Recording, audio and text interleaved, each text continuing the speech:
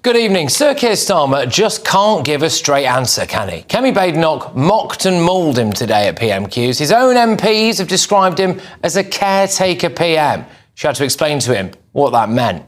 Picture this.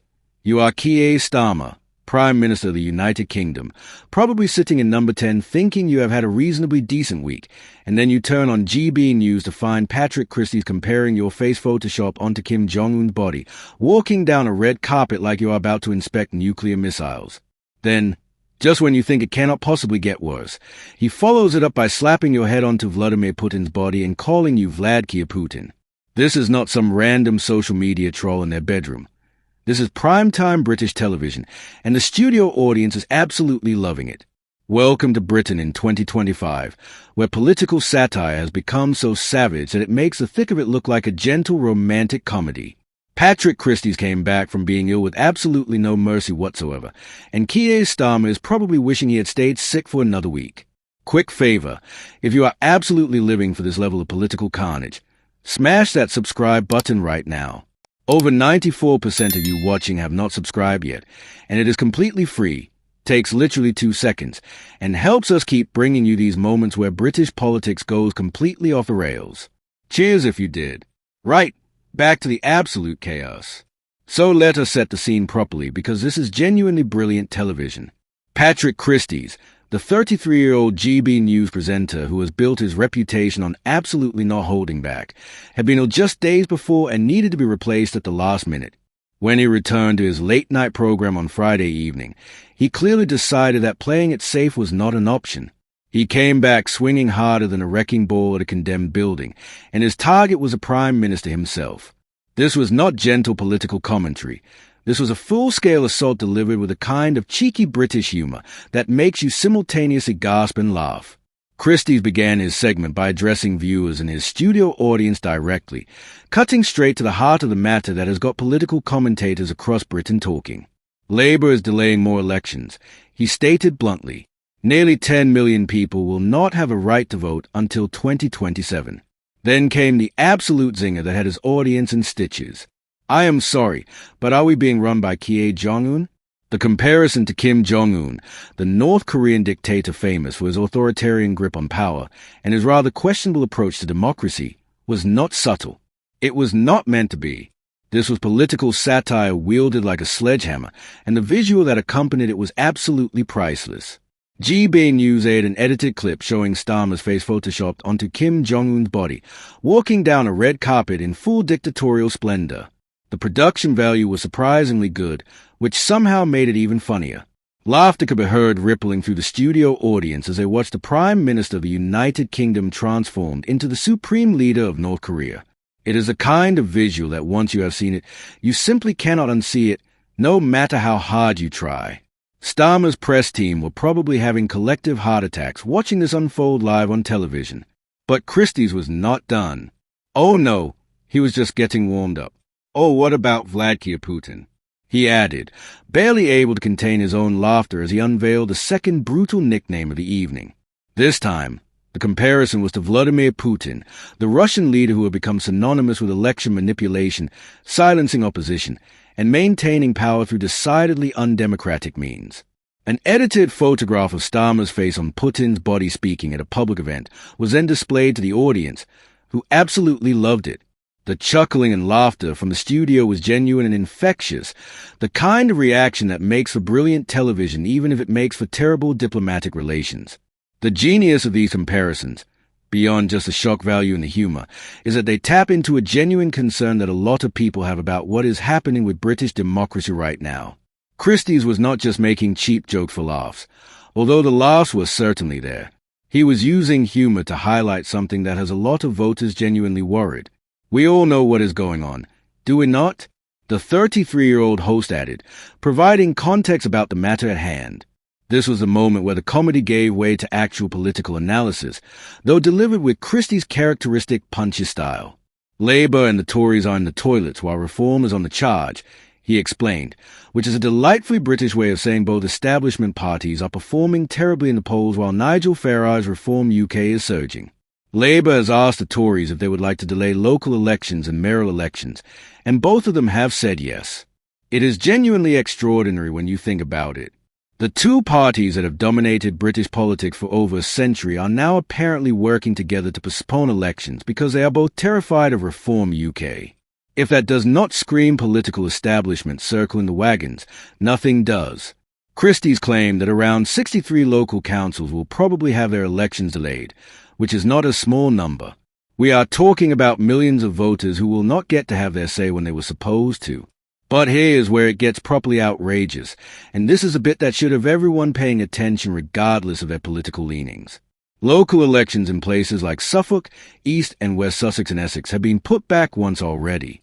If the elections are delayed again in any of those areas, it will mean some councillors will have a seat for 7 years without facing local voters. 7 years, as Christys eloquently put it, which is mad, is it not? Let that sink in for a moment. 7 years without facing voters.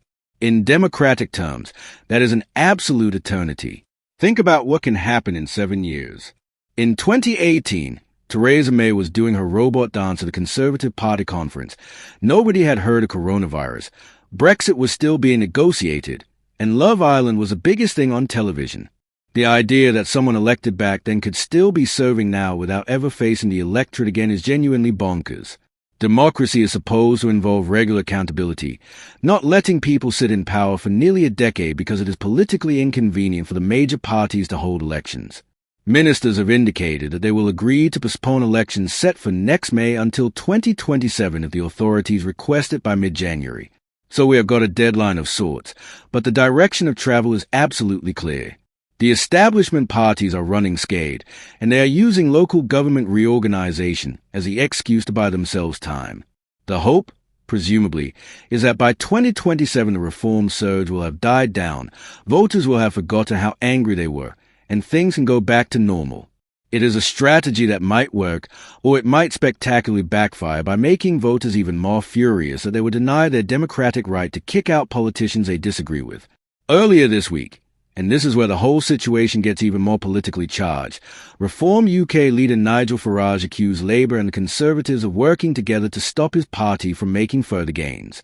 Now, normally when Farage says something like this, you might be tempted to dismiss it as typical political rhetoric from someone who loves positioning himself as the outsider fighting the corrupt establishment. But here's the thing, in this case, he has got a point.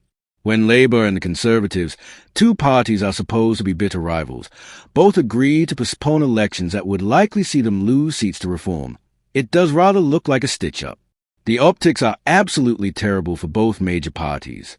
Labour is supposed to be the party of working people, of democracy, of giving ordinary voters a voice.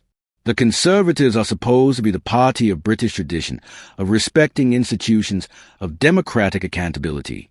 Yet here they both are, apparently quite happy to delay elections because the polls suggest voters are about to give them both a proper kicking. It plays directly into the Reform narrative that the establishment parties are two sides of the same coin, that they care more about preserving their own power than respecting democratic principles, and that the whole system is rigged against ordinary people who want change. Patrick Christys' decision to use humour to highlight this issue was absolutely brilliant because it made the story accessible and entertaining while still making a serious point. Comparing Starmer to Kim Jong-Un and Putin is obviously hyperbolic. Britain is not North Korea or Russia, and nobody seriously thinks it is. But hyperbole in political satire serves a purpose. It takes a kernel of truth, something genuinely concerning that people might otherwise ignore, and blows it up to such ridiculous proportions that you cannot possibly miss it. Once you have seen Starmer's face on Kim Jong-Un's body walking down that red carpet, you are going to remember the story about elections being delayed. That is effective political communication. The reaction from Christys' studio audience tells you everything you need to know about how this kind of content is resonating with a certain segment of British viewers. They were not just politely chuckling, they were properly laughing, the kind of genuine reaction you cannot fake. These are people who feel like the political establishment has let them down, who are frustrated with business as usual, and who appreciate someone willing to call out what they see as anti-democratic behavior in a way that is entertaining rather than preachy. GB News has carved out a very specific niche in British media by providing this kind of content, and love it or hate it, it clearly has an audience. For Keir Starmer, this kind of mockery is genuinely problematic beyond just the personal embarrassment of being compared to dictators on national television. His premiership is already facing challenges on multiple fronts. The economy is struggling, public services are under pressure, and his approval ratings have not exactly been stellar. The last thing he needs is for the narrative to develop that he is afraid of democracy, that he is postponing elections because Labour knows it would lose them. That narrative, once it takes hold, is incredibly difficult to shake. It feeds into every conspiracy theory and every bit of cynicism that voters already have about politicians. The comparison to Putin is particularly stinging given current international relations. Britain has been one of Ukraine's strongest supporters in its fight against Russian aggression, and the government has consistently positioned itself as a defender of democracy against authoritarian regimes. The Kim Jong-Un comparison, while perhaps even more outrageous, taps into similar concerns. North Korea is the ultimate closed society where elections are complete farce and the leadership maintains power through total control of information and brutal suppression of dissent. Obviously, Britain is nowhere near that, but the comparison works as satire because it highlights the direction of travel.